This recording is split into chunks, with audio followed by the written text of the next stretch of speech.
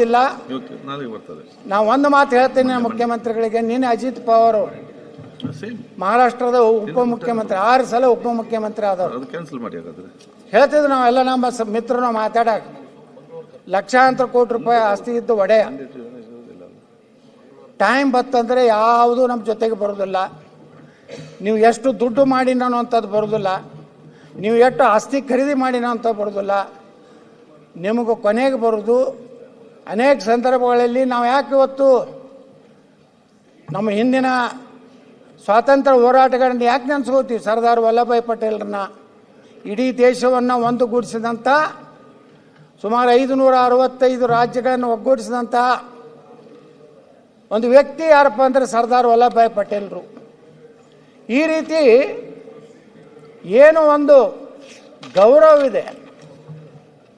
ಬಹುಶಃ ನೀವು ದಾಖಲೆ ಮಾಡಿದ್ರಿ ಮುಖ್ಯಮಂತ್ರಿಗಳೇ, ಇಡೀ ಕರ್ನಾಟಕದಲ್ಲಿ ಅತಿ ಹೆಚ್ಚು ಅವಧಿಗೆ ಮುಖ್ಯಮಂತ್ರಿಯಾಗಿನ ದಾಖಲೆ ಮಾಡಿರಿ, ಅತಿ ಹೆಚ್ಚು ಬಜೆಟನ್ನು ಕೊಟ್ಟಂಥವ್ರು ದಾಖಲೆ ಮಾಡಿದಿರಿ. ಆದರೆ ನಾ ಕೊನೆ ಮಾತು ಹೇಳ್ತೇನೆ ನಿಮಗೆ, ಅತಿ ಹೆಚ್ಚು ಭ್ರಷ್ಟಾಚಾರ ಮಾಡಿದ ಮುಖ್ಯಮಂತ್ರಿ ಅಂತೇಳಿ ಹೆಸರು ಕಳಂಕವನ್ನು ನೀವು ಹತ್ಕೊಂಡು ಹೋಗಬಾರದು ಅನ್ನೋಂಥದ್ದು. ಅದರ ಮೂಲಕ ಕರ್ನಾಟಕದ ಎಲ್ಲ ಉತ್ತರ ಕರ್ನಾಟಕ ಇರ್ಬೋದು, ಈ ಭಾಗದ ಕರ್ನಾಟಕ ಇರ್ಬೋದು, ಎಲ್ಲದಕ್ಕೂ ನ್ಯಾಯ ಕೊಡುವಂಥ ಕೆಲಸ ಮಾಡೋದ್ರ ಮೂಲಕ ಇವತ್ತೇನು ಸುಮ್ಮನೆ ಅಂಕಿ ಸಂಖ್ಯೆಗಳನ್ನು ಹೇಳೋದ್ರಿಂದ ಏನು ದೊಡ್ಡದಾಗೋದಿಲ್ಲ.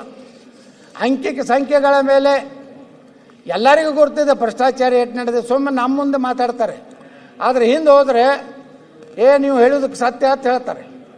ಇಲ್ಲಿ ನಮ್ಮ ಮುಂದೆ ಏನು ಹೇಳ್ತಾರೆ, ಇಲ್ಲಿ ಅವ್ರು ಮಾಡೇಬೇಕು ಪಾಪ, ಅವರು ನಮ್ಮ ಎದುರಿಗೆ ಮಾತಾಡಬೇಕು. ಯಾಕಂದ್ರೆ ಅವ್ರು ಇನ್ನೂ ಮಂತ್ರಿ ಆಗಬೇಕಾಗಿದೆ, ನಿಗಮ ಮಂಡಳಿ ಅಧ್ಯಕ್ಷರಾಗಬೇಕಾಗಿದೆ.